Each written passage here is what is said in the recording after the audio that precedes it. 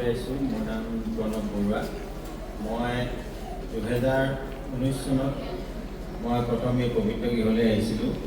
এই মানুহগৰাকী বহুত ডাঙৰ বেমাৰ আছিলে, ৰাজহাড়ৰ প্ৰব্লেম আছিলে। মই বিভিন্ন মেডিকেলত দেখুৱাইও কোনো সুফল নাপায় মই শাহুমাৰ যোগেদি পবিত্ৰ গৃহৰ শুভবাৰ্তা পাই মই ইয়ালৈ আহি মানুহগৰাকী সুস্থ হ'ল প্ৰভুৰ আশীৰ্বাদত। আৰু 2019 চনৰ পৰা এতিয়ালৈকে মই বৰ্তমান আহি আছোঁ। আৰু মই জীৱনত প্ৰভু নোপোৱাৰ আগতে বহু পাপ অপৰাধ কৰিছিলোঁ।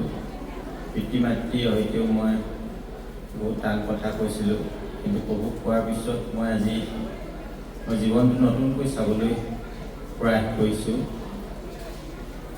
প্ৰভুৱে যাতে মোক পবিত্ৰ পথত চলাই নিয়ে সদায়। আৰু মোৰ এই ডাঙৰ সন্তান এইবাৰ মেট্ৰিক পাছ কৰিছে, ফাৰ্ষ্ট ডিভিজনত ভালকৈ পাছ কৰিছে। মই প্ৰভুক প্ৰাৰ্থনা কৰিছিলোঁ, প্ৰভুৰ বাক্যমতে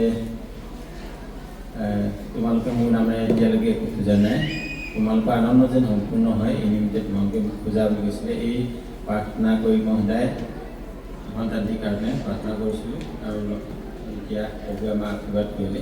ধন্যবাদ।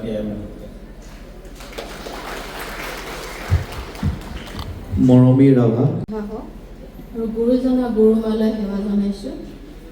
মই নাহৰকটীয়া মণ্ডলীৰ পৰা আহিছোঁ। মোৰ নাম চৈতিয়া কোঁৱৰ। মোৰ বহুত দিনৰে সাক্ষ্য আছিলে। মই প্ৰভুক নোপোৱাৰ বহু কষ্টত আছিলোঁ। মোৰ মানুহজনে বাগানত চাকৰি কৰিছিলে, সেইটোও এৰুৱাই দিব লগা হৈছিলে। কিন্তু প্ৰভুক পাই মই বহুত সুখ শান্তি পালোঁ। কিন্তু কৰ্ম নাছিলে। কৰ্মৰ কাৰণে মানুহজনে বাহিৰলৈ কামলৈ গৈছিলে, তাতো কৰিব পৰা নাছিলে, কিন্তু ঘূৰি আহিছিলে। কিন্তু এদিন নাহৰকটীয়া মণ্ডলীৰ ৰুণুৱে ক'লে, নাহৰকটীয়া মণ্ডলীটোলৈ আশীৰ্বাদ আহিছে, 2জন মানুহ লাগে পাৰ্কিঙৰ কাৰণে। তেতিয়া মোৰ 2জন দাসক ক'লে, কিন্তু মোৰ মানুহজনক কোৱা নাছিলে। মই বহুত দুখ পাইছিলোঁ মোৰ মানুহজনক কিয় কোৱা নাছিলে বুলি। কিন্তু এজন দাসে নকৰোঁ বুলি ক'লে। লগে লগে ৰুণুৱে মোক ফোন কৰিলে, ভিনদেউৱে কৰিব নেকি?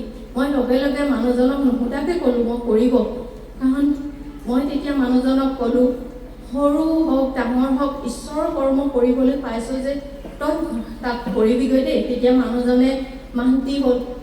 তাত এই কৰ্ম ঈশ্বৰ গৃহত কৰা 2 মাহৰ পাছতে আকৌ বাগানত আগৰ পুৰণা কামটো ঘূৰাই পালে তেওঁ। এয়াই প্ৰভুৰ আশীৰ্বাদ। প্ৰভু আৰু মই আশা কৰিছিলোঁ মোৰ দাস 2জন সদায় তেওঁ 2জনে একেলগে আহে। এজন দাসৰ মটৰচাইকেল আছে, মোৰ একোৱেই নাই। কিন্তু কেতিয়াবা সেই দাসজনে যদি আহিব নোৱাৰে, মোৰ মানুহজনেও কৰ্ম কৰিবলৈ আহিব নোৱাৰে। কিন্তু ঈশ্বৰক প্ৰাৰ্থনা কৰিলোঁ, প্ৰভু এই গৃহলৈ আহিবৰ কাৰণে মোক কিবা এটা যুগুত কৰি দিয়া। কিন্তু এই এপ্ৰিল মাহৰ 6 তাৰিখৰ মোক স্কুটি এখন মই পুৰণা বিচাৰিছিলোঁ, কিন্তু ঈশ্বৰে মোক নতুন এখন দিলে। এয়াই সাক্ষ্য প্ৰভুৰ আশীৰ্বাদ।